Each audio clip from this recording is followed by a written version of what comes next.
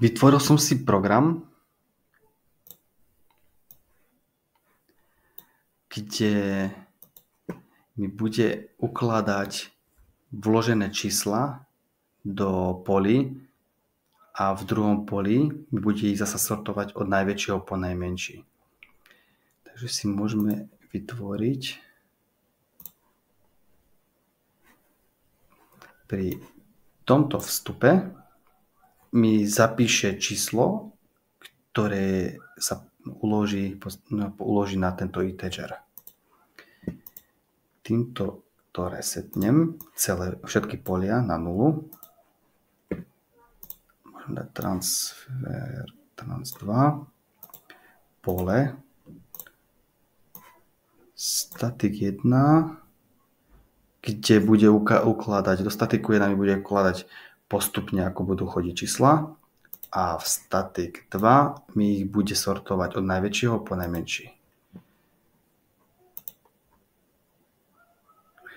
Tu mi bude zobrazovať počet týchto transportov, týchto vložení čísel. Teda.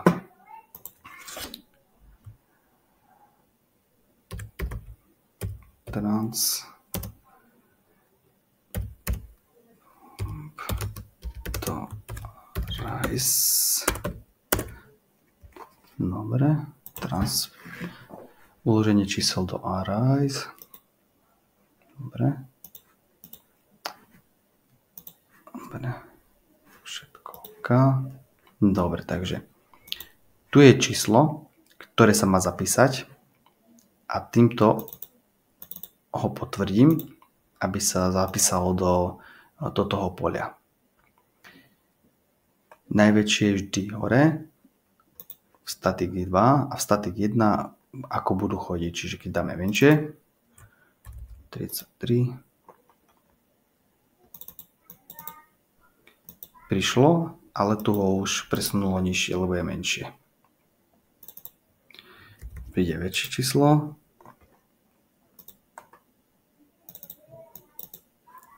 Tak väčšie číslo dá hore, menšie dole a tu ako príde.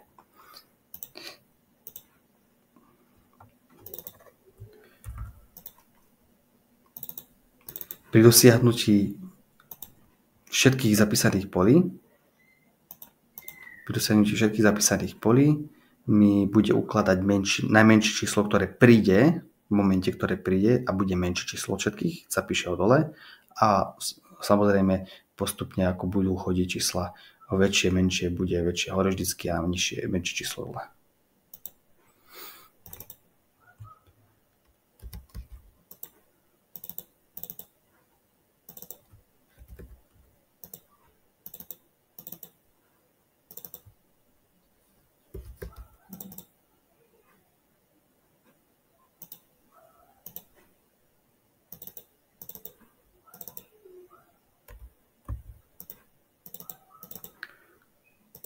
Počet, koľkokrát už som potvrdil uloženie čísel.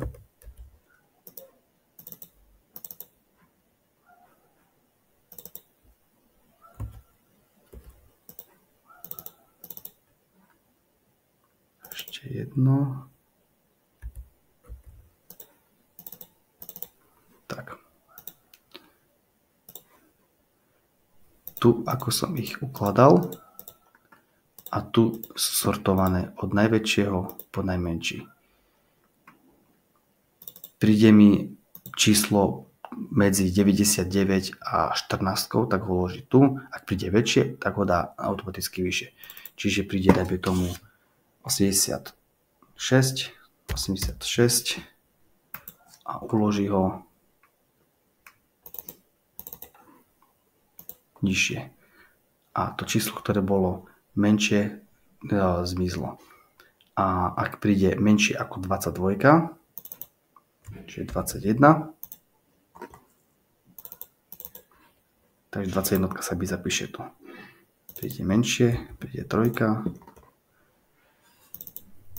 zapíše sa 3 nižšie. A tu postupne ako prichádzali. Vymážem polia a môžem pokračovať alebo začať od znovu celým programom.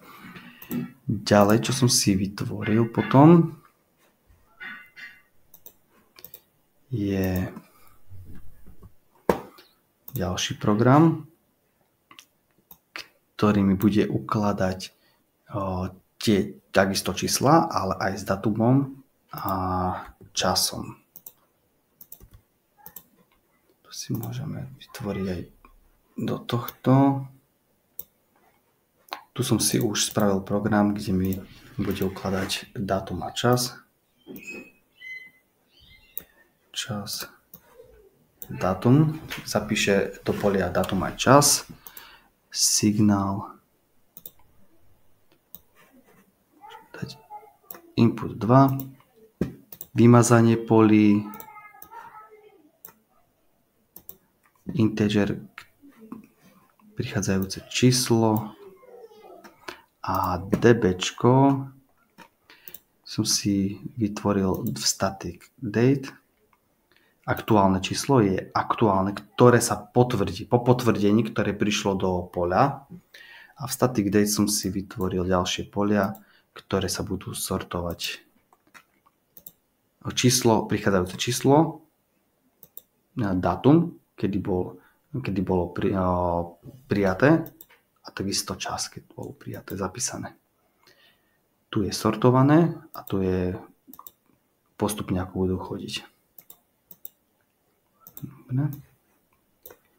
To a transport, to je počet tých transportovaných dielcov alebo kusov. No, tam som si to zobral. Date. To čo je? Tak. Dobre. Spustíme. Dobre. Tieto sa mi nachádzajú v static date. A to sú tie sortované, ktoré budú sa ukladať podľa veľkosti.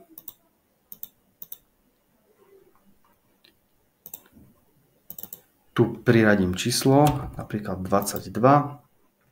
Tu je aktuálne číslo, ktoré bolo presunuté do poľa. Ale je to až po potvrdení. Čiže potvrdím. 22 sa mi dostala do aktuálneho čísla a sa mi dala do poľa. Uložilo. Priradím menšie číslo.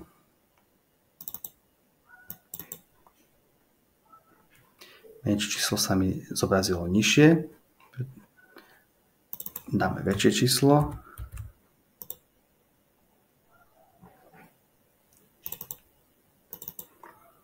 A väčšie číslo je hore.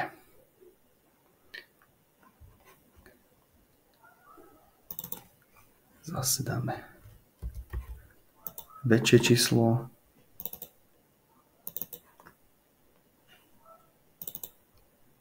Menšie číslo.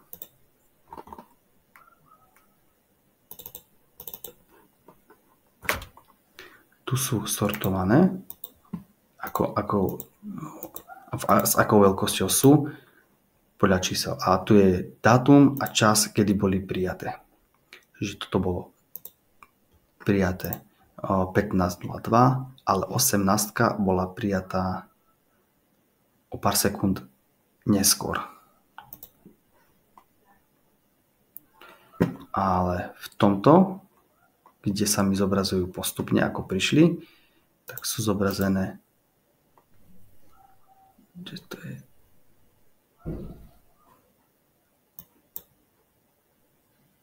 to sortované a tu sú dobre. Tu sú, ktoré nie sú sortované. Posledná prišla 18, pred ňou prišla 65, pred ňou 34 a tak ďalej. 12. Po zaplnení, tak ako v tamtom programe, sa mi bude na poslednom mieste zapisovať s datumom a časom číslo, ktoré prišlo najmenšie číslo. A vymážem celé pole. Clear. Vymážem komplet celé pole a odstraníme uložené čísla a datumy.